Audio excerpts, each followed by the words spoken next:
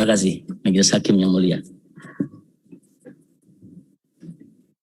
Bismillahirrahmanirrahim. Pledoi menegakkan keadilan dan melawan kezaliman, kriminalisasi cinta dan kerinduan umat, via pidanalisasi pelanggaran prokes menjadi kejahatan prokes, balas dendam politik via operasi penghakiman dan penghukuman. Nota pembelaan Al-Habib Muhammad Rizik bin Hashim Shihab atas dakwaan dan tuntutan jaksa penuntut umum terkait kasus kerumunan Megamendung Kabupaten Bogor. Nomor perkara 226/Pitsus/2021/PN Jakarta Jaktim pada Pengadilan Negeri Jakarta Timur tahun 2021.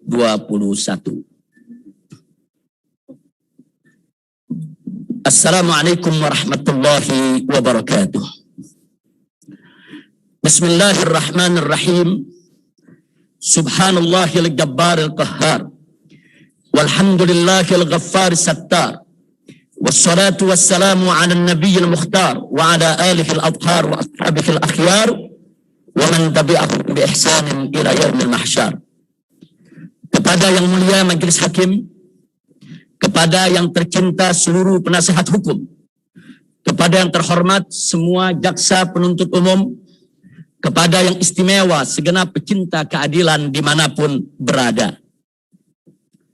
Sebelum saya menyampaikan pledoi atau nota pembelaan saya atas dakwahan dan tuntutan jaksa penuntut umum, maka terlebih dahulu untuk yang kesekian kalinya, saya mengingatkan diri saya khususnya dan umumnya kepada Majelis Hakim yang mulia, seluruh pengacara yang tercinta, semua jaksa penuntut umum yang terhormat, serta segenap para pecinta keadilan dimanapun berada, bahwasanya salah satu nama Allah Subhanahu wa Ta'ala adalah Al-Adl, yang artinya Maha Adil. Dan ketahuilah bahwa sesungguhnya Allah Subhanahu wa Ta'ala yang Maha Adil memerintahkan segenap umat manusia untuk bersikap dan berbuat adil, serta selalu menegakkan keadilan sebagaimana termaktub dalam kitab suci Al-Quran dan hadis Rasulullah Sallallahu Alaihi Wasallam. 1. Quran surat ke-16 An-Nahl ayat 90, Wallahu subhanahu wa ta'ala qal innallaha ya'muru bil adli wal ihsan. Sesungguhnya Allah memerintahkan berlaku adil dan berbuat kebajikan. Surat An-Nisa ayat 58. Wa qala ta'ala wa idza hakamtum bainan nasi an tahkumu bil adl. Dan apabila kalian menetapkan hukum di antara manusia, maka tetapkanlah hukum dengan adil. Surat Al-Maidah ayat 42. Wa qala ta'ala wa in hakamta fahkum bainahum bil qist innallaha yuhibbul muqsitin. Jika kamu memutuskan perkara di antara mereka, maka putuskanlah dengan adil, sesungguhnya Allah menyukai orang-orang yang adil. Dan ketahui pula lah bahwa Allah Subhanahu wa Ta'ala yang Maha Adil mengharamkan kezaliman atas zatnya dan atas segenap umat manusia. Allah Subhanahu wa Ta'ala yang Maha Adil berfirman dalam hadis qudsi, qala ta'ala ya ibadi inni haramtu zulma ala nafsi wa ja'altu muharraman bainakum fala tadzalamu. Wahai para hambaku, sesungguhnya aku haramkan kezaliman atas diriku dan aku menjadikannya sebagai sesuatu yang haram di antara kalian. Karenanya janganlah, dan aku menjadikannya sebagai sesuatu yang haram di antara kalian. Karenanya janganlah kalian saling menzalimi. Lalu Rasulullah sallallahu alaihi wasallam menegaskan dalam hadisnya, qala Nabi sallallahu alaihi wasallam atau kama qala Nabi sallallahu alaihi wasallam, ittaqudz zulma fa inna zulma dzulumatun yaumal qiyamah. Takutlah kalian berbuat kezaliman, karena kezaliman itu merupakan aneka kegelapan di hari kiamat. Hati-hati wahai semua saudaraku tercinta. Allah Subhanahu wa Ta'ala tidak tuli dan tidak buta. Allah Subhanahu wa Ta'ala Maha mendengar lagi Maha melihat. Dan Allah Subhanahu wa Ta'ala tidak akan pernah lalai dari manusia yang zalim. Di dunia ataupun di akhirat, Allah Subhanahu wa Ta'ala pasti akan membalas segala kezaliman. Sebagaimana firman-Nya Subhanahu wa Ta'ala dalam surat Ibrahim ayat 42, faqala ta'ala wala tahsabanallahu ghafilan amma ya'maludz zalimun innama yuakhiruhum liyaumin taskhasu fihil absar. Dan janganlah sekali-kali kamu mengira bahwa Allah lalai dari apa yang diperbuat oleh orang-orang yang zalim. Sesungguhnya Allah memberi tangguh kepada mereka sampai hari pada waktu itu mata mereka terbelalak. Penegakan keadilan bukan hanya ajaran Islam, tapi juga ajaran semua agama.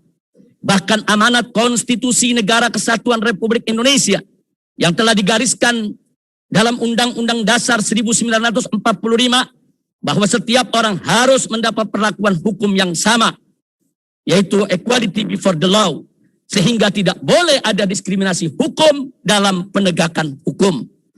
Karena jika suatu pelanggaran hukum diproses, sedang pelanggaran hukum lain yang sama tidak diproses, maka itu merupakan diskriminasi hukum yang tidak dibenarkan dalam tatanan hukum Negara Kesatuan Republik Indonesia. Diskriminasi hukum adalah pelanggaran terhadap hukum agama dan hukum negara, sekaligus merupakan ancaman bagi konstitusi dan tatanan hukum. Jadi jelas bahwa justice for all, yaitu keadilan untuk semua, sehingga tidak boleh ada diskriminasi hukum siapapun manusianya, dan apapun suku, agama, budaya, ras, dan golongannya, wajib diperlakukan dengan adil tanpa terkecuali. Akhirnya, saya serukan untuk kesekian kalinya kepada semua yang mengikuti dan menyaksikan sidang pengadilan ini, termasuk Majelis Hakim yang mulia, seluruh pengacara tercinta, semua jaksa penuntut umum terhormat, dan segenap para pecinta keadilan dimanapun berada. Ayo tegakkan keadilan dan lawan kezaliman. Ingat, hari ini kita kumpul di pengadilan dunia, esok kita akan kumpul di pengadilan akhirat. Siapa adil di dunia akan selamat dunia dan akhirat. Siapa zalim di dunia akan binasa dunia dan akhirat. Sekali lagi, ayo tegakkan keadilan dan lawan kezaliman. Kepada yang mulia Majelis Hakim, kepada yang tercinta seluruh penasehat hukum, kepada yang terhormat semua jaksa, kepada yang istimewa segenap pecinta keadilan dimanapun berada. Bab 1, pendahuluan. Setelah saya mengikuti proses hukum yang sangat melelahkan ini, mulai dari panggilan polisi dan penangkapan serta penahanan, hingga digelarnya persidangan sampai pembacaan pledoi pada hari ini, saya semakin percaya dan yakin bahwa ini adalah kasus politik yang dikemas, sehingga hukum hanya menjadi alat legalisasi dan justifikasi untuk memenuhi dendam politik oligarki terhadap saya dan kawan-kawan. Sebelum saya buktikan dengan memaparkan berbagai indikasi yang menjadi petunjuk bahwa kasus yang saya hadapi lebih tepat disebut sebagai kasus politik ketimbang kasus hukum, maka saya memandang perlu untuk kembali menceritakan latar belakang semua kejadian yang saya hadapi sebelum dan saat serta setelah saya kembali dari kota suci Mekah ke Indonesia, agar menjadi jelas benang merah yang menghubungkan semua rangkaian kejadian dengan kasus yang sedang saya hadapi di pengadilan ini, sehingga menjadi masukan penting bagi mereka yang punya hati jernih dan akal sehat serta nurani keadilan untuk mengambil keputusan. Tidak bisa dipungkiri bahwa semua ini bermula dari aksi bela Islam 4.11 dan 2.12 pada tanggal 4 November dan 2 Desember tahun 2016. Saat itu umat Islam Indonesia bersatu menuntut Ahok si penista agama untuk diadili karena telah menistakan Al-Quran. Kemudian berlanjut ke Pilkada 2017 di Ibu Kota Jakarta, ketika si Ahok si penista agama menjadi salah satu calon gubernur Jakarta yang didukung penuh oleh para oligarki, yang saat itu sukses menggalang dukungan mulai dari presiden dan para menterinya hingga Panglima TNI dan Kapolri serta jajarannya, serta juga seluruh aparatur sipil negara di Ibu Kota Jakarta yang diwajibkan untuk memilih Ahok.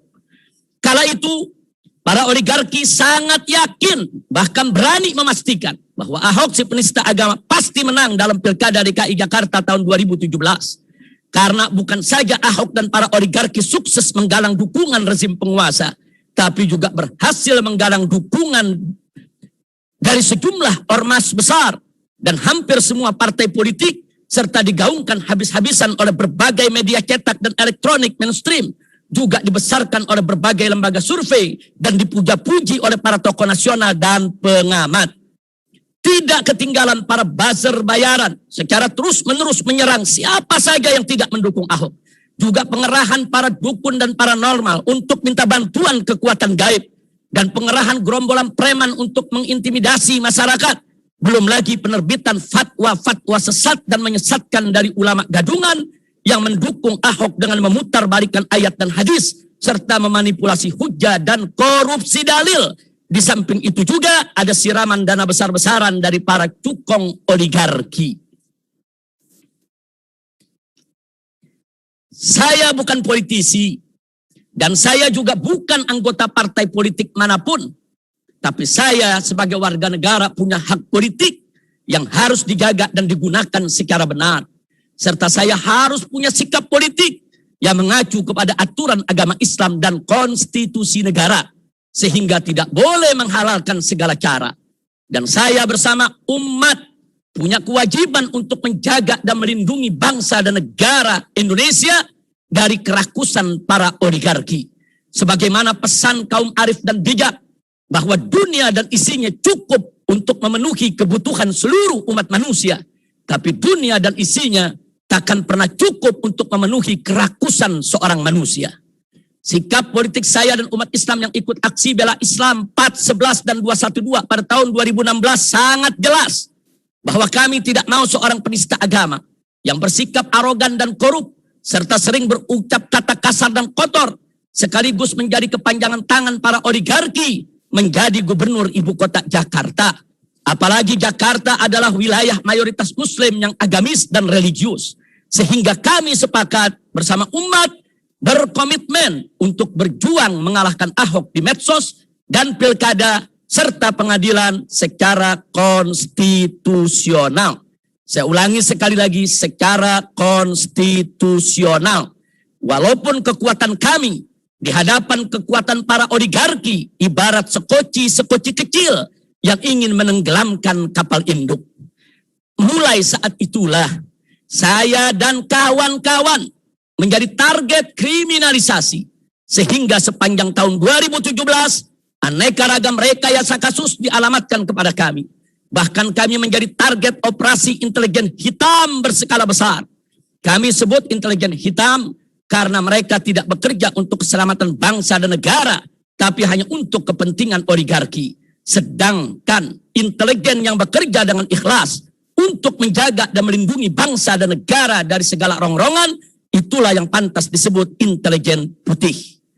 Operasi intelijen hitam berskala besar telah menebar aneka ragam teror dan intimidasi terhadap kami. Seperti pelemparan bom molotov ke beberapa posko FPI dan penembakan kamar pribadi saya di pesantren Markas Syariat Megamendung Bogor, serta peledakan bom mobil di acara tablik akbar saya di Cawang, Jakarta. Juga pengepungan dan pengeroyokan serta percobaan pembunuhan terhadap saya dan kawan-kawan oleh gerombolan preman GMBI di depan Mapolda Jawa Barat di Bandung. Yang kesemuanya sampai saat ini tak satu pun diproses hukum dan diungkap kasusnya oleh aparat penegak hukum.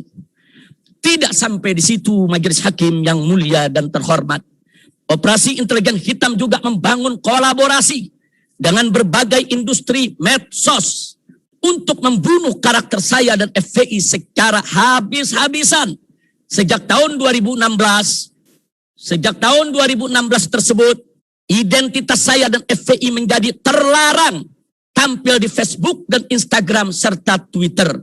Baik nama lengkap, inisial, logo, atribut, foto, video, pernyataan, atau berita apapun yang terkait saya dan FPI tidak boleh ditampilkan di Facebook, Instagram maupun Twitter, kecuali yang sifatnya menghina dan melecehkan serta membunuh karakter saya, maka tidak dilarang tampil di Facebook maupun Instagram dan Twitter.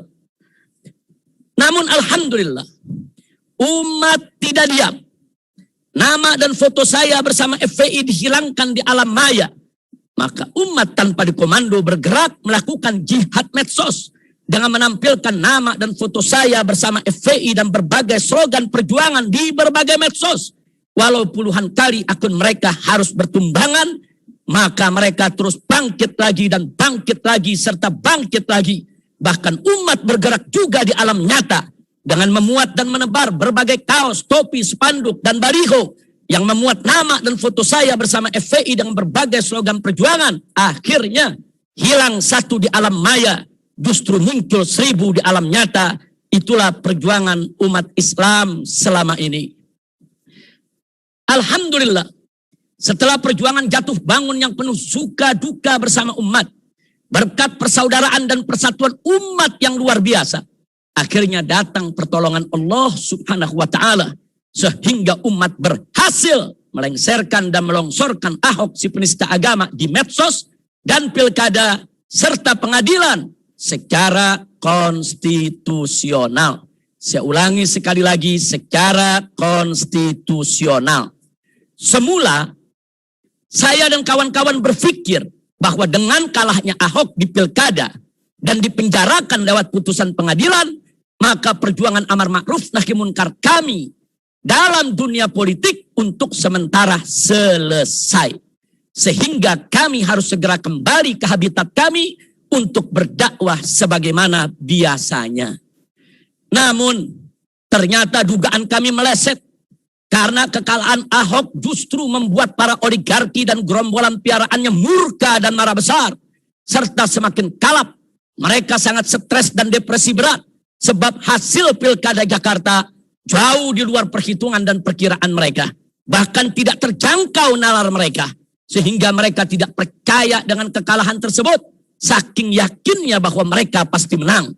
Karena semua kekuatan politik, ekonomi, keuangan, pertahanan, dan keamanan, serta perdukunan dan buzzer bayaran, juga media dan lembaga survei, serta lainnya ada di tangan mereka.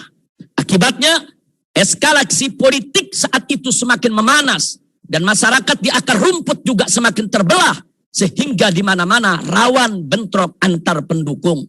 Karena itulah majelis hakim yang mulia dan terhormat, saya dan keluarga akhirnya memilih jalan untuk sementara waktu hijrah ke kota suci Mekah. Demi menghindarkan konflik horizontal yang bisa mengantarkan kepada kerusuhan dan pertumpahan darah, saya dan keluarga mengambil visa izin tinggal selama setahun di kota suci Makkah Mukarramah dengan harapan setelah setahun semua bisa kembali normal dan tenang kembali, sehingga kami bisa pulang berdakwah seperti semula. Namun sayang sejuta sayang, lagi-lagi perkiraan kami meleset. Ternyata setelah saya hijrah, justru kawan-kawan saya di Indonesia terus diteror dan diintimidasi hingga dikriminalisasi. Bahkan majelis hakim yang mulia, terjadi upaya percobaan pembunuhan terhadap saksi ahli IT, alumni ITB yang membela saya dan siap menjadi saksi ahli saya di pengadilan dengan ditusuk-tusuk di jalan tol di hadapan istrinya. Belum lagi terjadi sabotase dalam acara reuni 212 pada tahun 2019 dengan peledakan bom pipa di lokasi acara di Monas. Lagi-lagi soal bom pipa ini sampai saat ini belum diungkap oleh aparat penegak hukum. Majelis hakim yang mulia, saya pun di kota suci Makkah mengalami berbagai teror dan intimidasi dari operasi intelijen hitam yang menyampaikan info fitnah tentang saya kepada pemerintah Saudi, sehingga saya diinterogasi oleh kantor penyidik intelijen Saudi Arabia. Bahkan ketika visa izin tinggal saya dan keluarga berakhir, dan saya bersama keluarga sudah check-in sekaligus memasukkan bagasi ke pesawat di Bandara Internasional Kota Jeddah untuk pulang ke Indonesia, ternyata saya dilarang terbang dengan alasan saya dicekal atas perintah kantor penyidik intelijen Saudi berdasarkan permintaan pemerintah Indonesia. Saya dan keluarga berulang kali mencoba pulang, tapi selalu gagal. Dan kedubes Kedutaan Besar Republik Indonesia di Saudi Arabia bukan membantu kami sebagai warga negara Indonesia, bahkan justru sering membuat pernyataan-pernyataan kontroversial yang memojokkan kami sekeluarga. Sehingga kami tinggal di kota suci Makkah selama 3,5 tahun. 3,5 tahun. Di mana masa yang setahun dengan menggunakan visa izin tinggal, sedang masa yang 2,5 tahun tanpa visa izin tinggal. Karena pencekalan tersebut telah menyebabkan kami overstay, yaitu melewati batas waktu visa izin tinggal setahun yang kami punya. Dan akhirnya kami paham bahwa kami sebetulnya bukan sedang dicekal, tapi hakikatnya kami sedang diasingkan agar tidak bisa pulang ke tanah air dan tidak bisa lagi kumpul dengan umat di Indonesia. Saya dan keluarga pun terus melakukan upaya perlawanan hukum terhadap pengasingan tersebut dengan dalih pencekalan. Walaupun berkali-kali gagal, tetap saya berusaha walaupun berkali-kali gagal. Para oligarki menggerakkan gerombolan piaraannya dari semua kalangan untuk membuat pernyataan, baik secara eksplisit maupun implisit, untuk tebar ancaman menakut-nakuti bahwa kalau saya pulang akan ditangkap dan akan ditahan. Dan berbagai pernyataan tersebut diviralkan oleh para buzzer bayaran. Namun saya dan keluarga tetap bertekad harus pulang.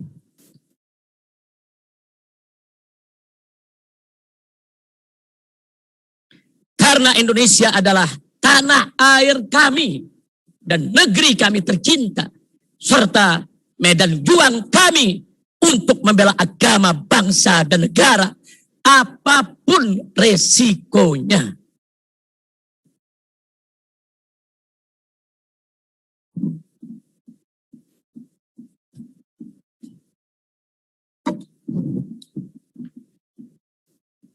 Dan selama pengasingan di kota suci Makkah, Majelis Hakim yang mulia, kami sekeluarga juga terus diteror oleh operasi intelijen hitam. Seperti ada orang yang mengaku sebagai petugas keamanan Saudi mendatangi rumah kami dan menuduh kami membuat igomah palsu, yaitu semacam KTP palsu di kota Mekah.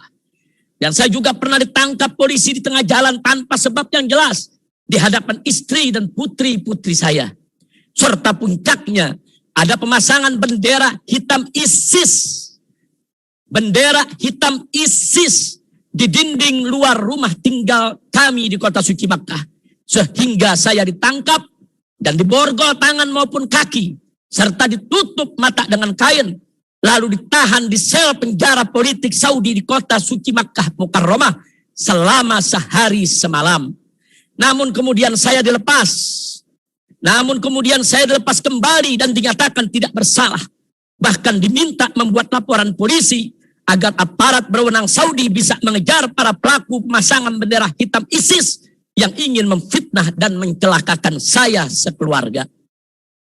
Majelis Hakim yang mulia, alhamdulillah, semua cobaan dan ujian tersebut justru membawa hikmah besar, sehingga saya kenal beberapa petinggi intelijen Saudi yang baik. Dengan bantuan mereka selanjutnya saya tanpa visa izin tinggal, tapi bisa bergerak bebas untuk menunaikan ibadah haji tiap tahun dan umroh setiap saat, serta ziarah Madinah kapan saja.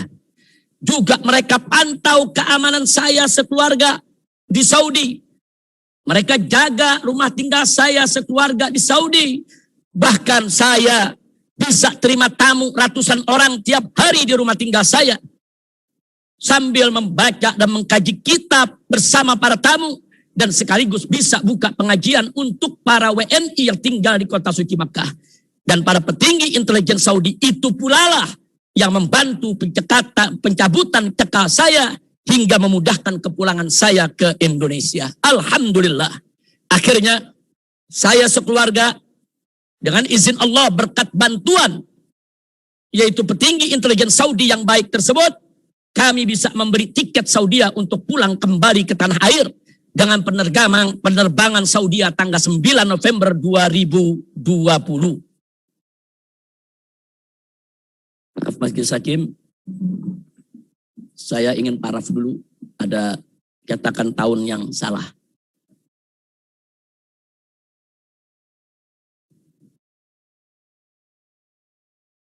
Akhirnya saya sekeluarga bisa membeli tiket Saudi untuk pulang kembali ke tanah air dengan penerbangan Saudi tanggal 9 November tahun 2020.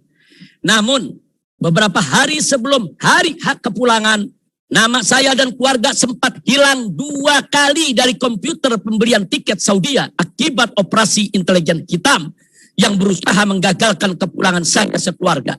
Itulah sebabnya saya dan kawan-kawan FPI Saudi sempat membuat rekaman video untuk memohon doa dari para habaib dan ulama serta umat Islam agar rencana kepulangan saya sekeluarga kali ini tidak gagal lagi. Rekaman video tersebut untuk memohon doa, bukan untuk mengundang kerumunan atau menghasut umat untuk langgar prokes, sebagaimana tuduhan jaksa penuntut umum yang penuh syahwat pemindanaan terhadap saya. Dan di hari H, saat saya sekeluarga sudah di Bandara Jeddah, nama salah satu putri saya juga sempat hilang lagi dari komputer penerbangan Saudi, juga akibat operasi intelijen hitam yang terus berusaha menggagalkan kepulangan saya sekeluarga. Namun, dengan izin Allah berkat bantuan aparat intelijen Saudi, akhirnya putri saya tersebut diizinkan ikut terbang pulang ke Indonesia. Majelis hakim yang mulia, penghilangan nama saya dan keluarga secara sistematis dan rahasia dari sistem komputer dan database penerbangan Saudi bukan kerjaan hacker biasa, apalagi sekelas buzzer recehan. Tapi itu semua merupakan operasi intelijen tingkat tinggi. Alhamdulillah, dengan izin pertolongan Allah Subhanahu wa Ta'ala, akhirnya kami sekeluarga bisa terbang kembali pulang dengan selamat ke tanah air. Kami tiba di Bandara Soekarno-Hatta Cengkareng pada Hari Pahlawan tanggal 10 November 2020. Setibanya saya dan keluarga di tanah air, serangan buzzer bayaran tidak berhenti, mendorong supaya Polri menangkap saya.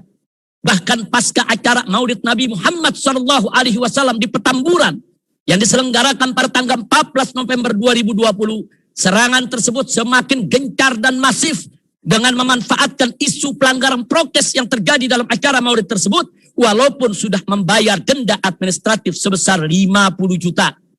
Dan tanggal 17 November 2020, saat saya menerima clearance kesehatan dari pihak Bandara Cengkareng yang terlambat diserahkan ke saya, maka saya baru mulai melaksanakan isolasi mandiri di rumah Petamburan. Namun serangan buzzer semakin ganas dan meluas. Bahkan serangan tersebut bagai gayung bersambut. Pada tanggal 19 November 2020, Jalan Raya Petamburan, wilayah tempat tinggal saya, didatangi oleh pasukan Kopsus TNI, yaitu Komando Operasi Khusus TNI, yang terdiri dari 3 pasukan elit TNI, yaitu Kopassus Angkatan Darat, Marinir Angkatan Laut, serta Pashas Angkatan Udara.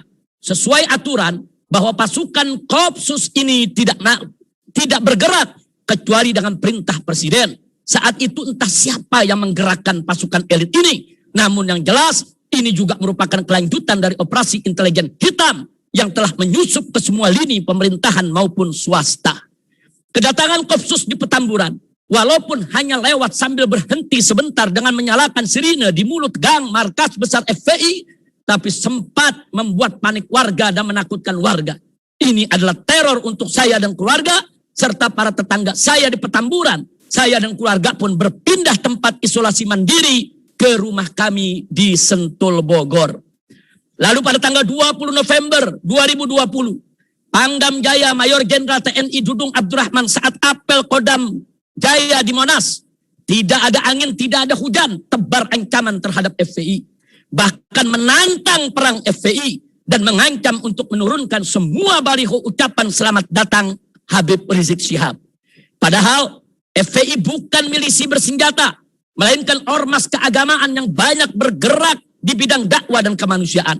Bahkan di berbagai daerah, FPI sering turun bareng dengan TNI dan Polri dalam menanggulangi bencana alam.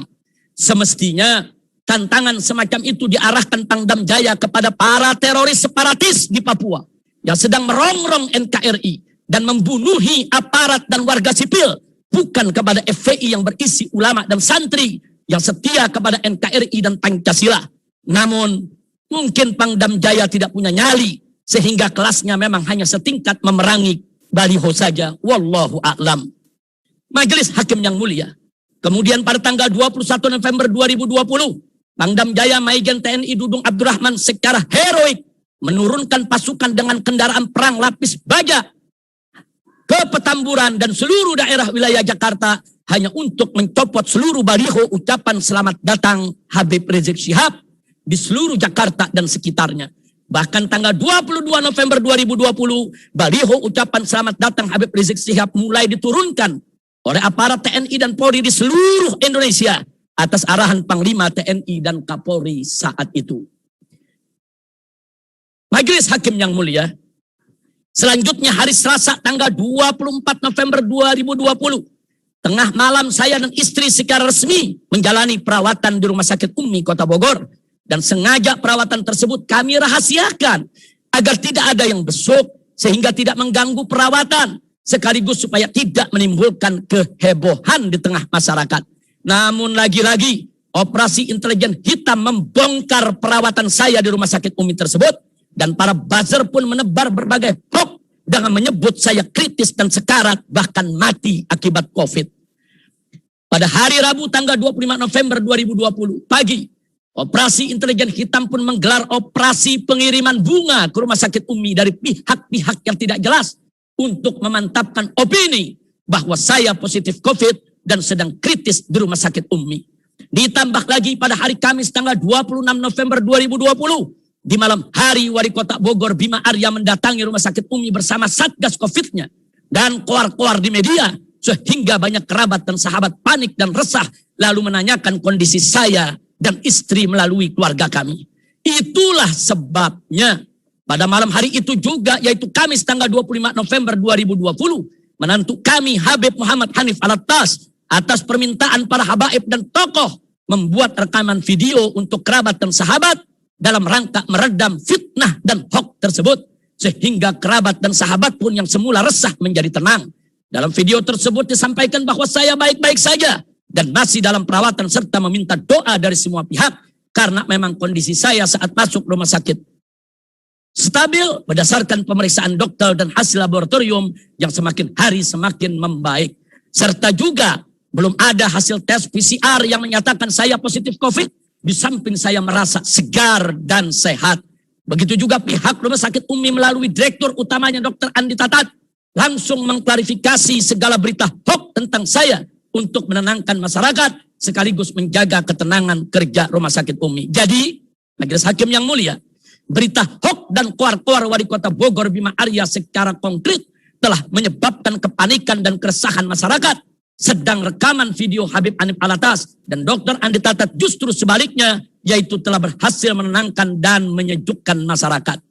Selanjutnya, pada hari Jumat tanggal 27 November 2020 di siang hari, saya melakukan tes PCR bersama tim Mercy di Rumah Sakit Umi tanpa didampingi Satgas COVID Kota Bogor karena mereka tidak datang sesuai jadwal yang telah ditetapkan. Di malam harinya kembali Wali Kota Bogor Bima Arya bersama kasbat COVID-nya mendatangi Rumah Sakit Umi untuk meminta rekam medis saya dan memaksa hasil tes PCR ulang serta kembali keluar-keluar di media sambil tebar ancaman. Padahal Satgas COVID tidak berhak mengambil rekam medis pasien karena rekam medis pasien secara online sudah tersambung dengan Dinkes Kota Bogor dan Kemenkes RI serta tiap hari terlaporkan secara real time. Selain itu Satgas COVID tidak berhak melakukan tes PCR.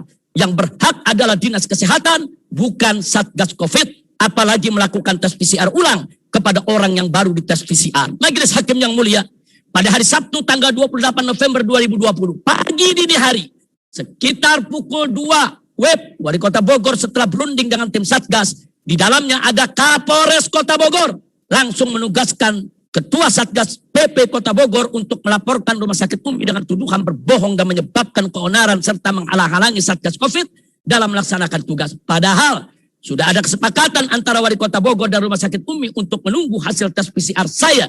Tapi hanya beberapa jam dari kesepakatan, tiba-tiba Wali Kota Bogor berubah pikiran setelah rapat dengan Kapolres Kota Bogor bersama tim Satgas COVID. Perubahan sikap drastis dari Wali Kota Bogor Bima Arya yang begitu tepat dari hari Kamis tanggal 26 November 2020 di malam hari Bima Arya datang ke Rumah Sakit Umi. Dan hari Jumat tanggal 27 November juga malam hari buat kesepakatan dengan Rumah Sakit Umi untuk menunggu hasil tes PCR. Lalu hari Sabtu tanggal 28 November pagi dini hari, sekitar pukul 2 pagi sudah buat laporan polisi terhadap rumah sakit Umi terkait perawatan saya di sana. Maka patut diduga ini juga merupakan bagian dari operasi intelijen hitam yang terus mengejar dan mengganggu saya selama ini. Sampai sedang sakit pun mereka tidak lepaskan untuk terus diteror dan diintimidasi. Akhirnya, akibat teror dan intimidasi tersebut, malam hari itu juga, yaitu hari Sabtu tanggal 28 November 2020, saya mohon izin ke rumah sakit Umi untuk pulang dan melanjutkan perawatan isolasi mandiri di rumah dengan pertimbangan, satu, bahwa berdasarkan hasil tes laboratorium kondisi saya semakin hari semakin baik dari sejak masuk rumah sakit Umi. Dua, bahwa saya punya tim medis pribadi dari tim Mercy yang sangat berpengalaman dan akan melanjutkan pendampingan dan pemeriksaan kesehatan dalam isolasi mandiri di rumah. Tiga, bahwa teror dan intimidasi dari wali kota Bogor Bima Arya yang terus menerus sangat mengganggu perawatan saya sekaligus merusak ketenangan rumah sakit Umi. Empat, bahwa operasi berita hoax dari buzzer dan operasi pengiriman bunga dari pihak yang tidak jelas ke rumah sakit Umi juga sangat mengganggu rumah sakit berikut pasien dan dokternya. Lima, bahwa wali kota Bogor melaporkan rumah sakit Umi ke polisi yang saya semakin tidak enak hati terhadap rumah sakit Umi yang sudah banyak membantu saya dalam perawatan tapi justru dikriminalisasi. Majelis Hakim yang mulia dan terhormat, sebelum saya keluar dari rumah sakit Umi ada dua hal yang saya lakukan. Satu, membuat surat pernyataan melarang mempublikasikan hasil tes laboratorium maupun hasil tes swab dan PCR tanpa izin saya. Kecuali laporan yang sebagaimana mestinya, seperti pengiriman sampel dan laporan real time ke Dinkes Kota Bogor maupun Kemenkes RI. Dua, membuat rekaman testimoni untuk rumah sakit Umi sebagai tanda terima kasih saya atas kerja keras para tenaga medis rumah sakit Umi dalam perawatan saya, sehingga saya merasa sehat walafiat. Hasil tes PCR baru saya dapatkan secara tertulis hari Senin tanggal 30 November 2020 karena tes PCR dilaksanakan hari Jumat, sementara hari Sabtu dan Ahad yaitu tanggal 28-29 November merupakan hari libur. Hasil tes PCR tersebut menyatakan bahwa saya positif COVID, sehingga atas arahan tim Mercy maka saya wajib melanjutkan isolasi mandiri di bawah sembuh.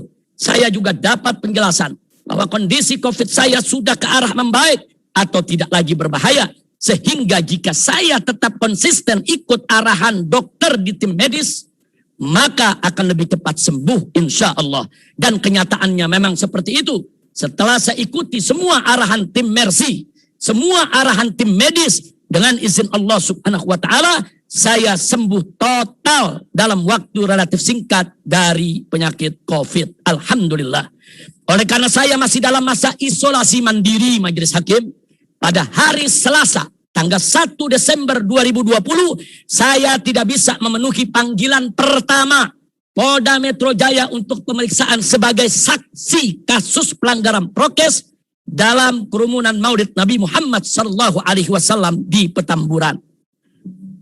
Pada hari Rabu 2 Desember 2020 dari rumah secara online, saya mengikuti dialog webinar nasional bersama puluhan tokoh nasional yang disiarkan ke seluruh Indonesia via streaming. Saat dialog tersebut, untuk kesekian kali saya mohon maaf atas kerumunan bandara dan kerumunan Petamburan serta kerumunan Mega Mendung, dan juga mengumumkan kembali secara nasional bahwa seluruh jadwal safari dakwah saya keliling Indonesia dibatalkan agar tidak terulang terjadi kerumunan kembali. Majelis Hakim yang mulia, entah kenapa pada hari Kamis tanggal 3 Desember 2020, Kapolri Jenderal Polisi sumber ancaman keras saya dan FPI. Lalu esoknya hari Jumat tanggal 4 Desember 2020, Kapolda Metro Jaya Irjen Polisi Fadil Imron juga ancam sikat saya dan FPI. Lalu pada hari yang sama, 3 anggota BIN, Badan Intelijen Negara, yang sedang melakukan penyusupan dan pengintaian di pesantren kami, Markas Syariat Mega Mendung Bogor, dengan menggunakan drone, tertangkap oleh petugas pos penjagaan pesantren. Dan setelah diperiksa secara baik-baik, kemudian diketahui melalui kartu identitasnya bahwa mereka bertiga adalah anggota BIN, anggota Badan Intelijen Negara, maka dilepas dan dibebaskan secara terhormat karena mereka adalah petugas negara. Pada hari Sabtu tanggal 5 Desember 2020, saya dan keluarga beserta penjaga rumah Sentul, saat melaksanakan isolasi mandiri melihat ada drone mondar-mandir di sekitar rumah tinggal kami di Sentul, Bogor. Drone yang terbang itu majelis hakim yang mulia. Nah kemudian, dan ada laporan dari penjaga rumah bahwa di depan perumahan Mutiara Sentul ada beberapa mobil asing yang mencurigakan. Selalu standby selama 24 jam untuk memperhatikan siapa saja yang keluar dari komplek perumahan kami. Karenanya kami memutuskan untuk melanjutkan isolasi mandiri di tempat peristirahatan di luar kota, yaitu di suatu tempat di daerah Kerawang yang asri, alami dan segar, jauh dari pengawasan dan pengintaian pihak manapun, juga tidak diketahui kerabat maupun sahabat, agar tidak ada tamu yang mengganggu, sekaligus bisa gelar pengajian khusus sekeluarga tiap hari selama isolasi. Pada hari Ahad tanggal 6 Desember sekitar jam 22, kami sekeluarga berangkat dari rumah kami di Sentul, Bogor menuju tempat peristirahatan di Kerawang. Kami memilih jalan di waktu malam agar terhindar dari macet. Karena bersama kami banyak perempuan dan anak-anak, bahkan beberapa bayi cucu kami.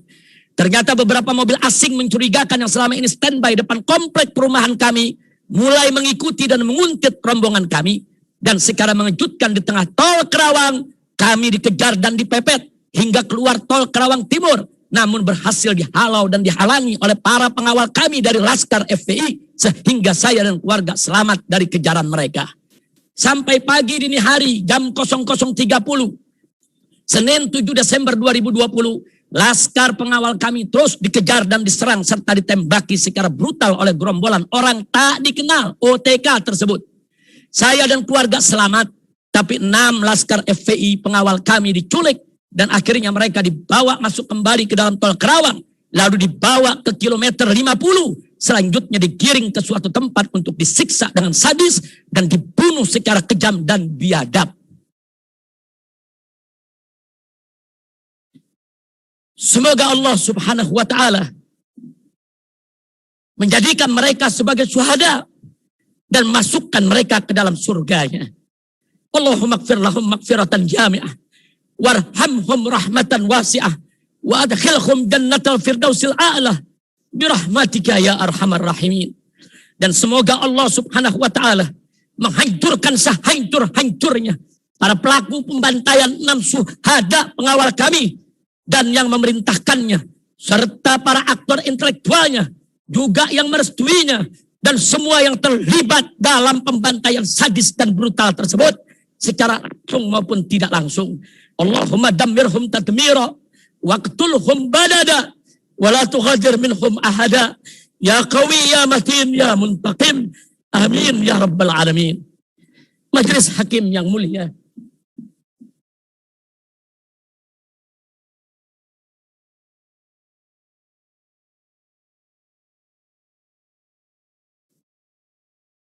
majelis hakim yang mulia, akhirnya pagi hari itu juga Senin 7 Desember 2020 sekitar jam 10 pagi, saya masih belum bisa memenuhi panggilan kedua Polda Metro Jaya untuk pemeriksaan sebagai saksi kasus pelanggaran proses dalam kerumunan Maulid Nabi di Petamburan.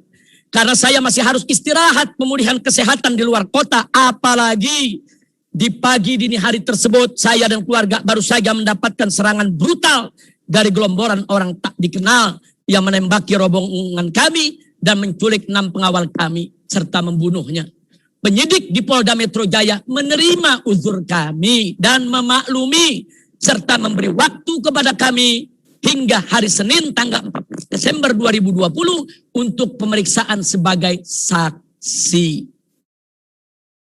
Namun tragisnya majelis hakim yang mulia, masih di hari yang sama Senin 7 Desember 2020 sekitar jam 12 siang, Kapolda Metro Jaya Irjen Polisi Fadil Imran dan Pangdam Jaya Maijen TNI Dudung Abdurrahman secara mengejutkan gelar siaran pers yang mengakui bahwa yang mengintai dan menguntit saya dari Sentul hingga tol Kerawang adalah anggota Polda Metro Jaya. Dan mengakui juga bahwa mereka yang membunuh 6 Laskar FPI yang mengawal saya dan keluarga.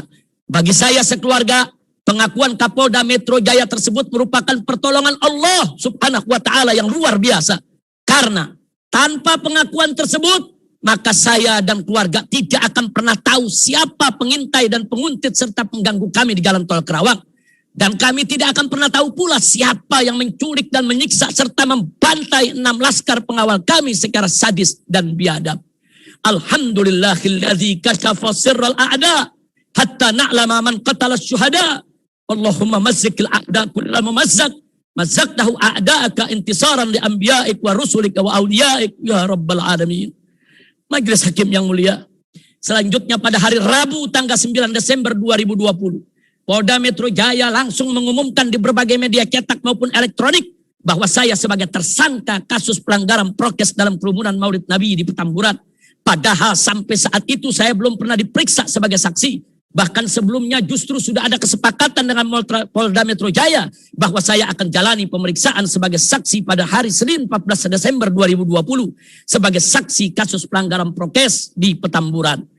Lalu hari Kamis tanggal 10 Desember 2020, Polda Metro Jaya mengancam akan jemput paksa saya. Dan hari Jumat 11 Desember 2020, saya mengirim penasehat hukum ke penyidik Polda Metro Jaya untuk menanyakan kejelasan berita. Akhirnya hari Sabtu tanggal 12 Desember 2020, saya didampingi pengacara mendatangi Polda Metro Jaya secara sukarela untuk menjalankan pemeriksaan. Tapi saya langsung ditangkap dan ditahan hingga saat ini. Selama saya ditahan di rutan Polda Metro Jaya, saya pun langsung dijadikan lagi sebagai tersangka dalam kasus kerumunan Mega Mendung Kabupaten Bogor dan kasus tes swab Rumah Sakit Ummi Kota Bogor. Sehingga saat ini saya diadili di Pengadilan Negeri Jakarta Timur sebagai terdakwa dalam 3 kasus pelanggaran prokes, yaitu kerumunan Maulid Nabi SAW di Petamburan dan kerumunan spontan masyarakat Mega Mendung Kabupaten Bogor serta tes swab Rumah Sakit Ummi Kota Bogor. Majelis Hakim yang mulia, pada awal saya ditahan di rutan Polda Metro Jaya selama 1 bulan pertama. Saya diisolasi total sendirian dalam sel yang tiap hari digembok selama 24 jam. Tidak boleh dibesuk keluarga dan tidak boleh dijenguk tim dokter pribadi saya dari tim Mercy. Serta tidak boleh ditengok oleh sesama tahanan walau sel bersebelahan. Bahkan petugas polisi gagak pun dilarang menyapa saya oleh atasan mereka di Polda Metro Jaya. Kecuali saat sholat Jumat saja saya boleh keluar dari sel dan dikawal untuk ikut sholat Jumat bersama tahanan lain. Kasus saya hanya soal pelanggaran prokes, tapi diperlakukan seperti tahanan teroris. Majelis Hakim yang mulia, jadi jelas rentetan teror dan intimidasi serta pembunuhan karakter terhadap saya dan kawan-kawan yang datang secara terus-menerus tanpa henti dari sejak aksi bela Islam 411 dan 212 di tahun 2016. Lalu Pilkada DKI Jakarta tahun 2017, serta pengasihan saya di Kota Suci Makkah selama 3,5 tahun. Dari pertengahan tahun 2017 sampai akhir tahun 2020 hingga pulang ke tanah air dan sampai dihadirkan dalam sidang ini menjadi bukti bahwa 3 kasus pelanggaran prokes yang saya hadapi merupakan bagian dari operasi intelijen berskala besar yang didanai para oligarki, sehingga ketiga kasus hukum tersebut hanya dijadikan sekadar alat justifikasi dengan menunggangi polisi dan jaksa penuntut umum dalam rangka balas dendam politik via operasi penghakiman dan penghukuman untuk kriminalisasi dan pidanaisasi pelanggaran prokes menjadi kejahatan prokes. Akhirnya saya hanya bisa memohon kepada Allah Subhanahu wa taala. Allahumma rzuqna nasran aziza wa fathan mubina wa khalasan jamila wa farajan ajila bihaqqi Fatimah wa abiha wa ummiha wa jaddatiha wa ikhwatiha wa ba'liha wa baniha wa muhibbiha alaihimus salatu wassalam.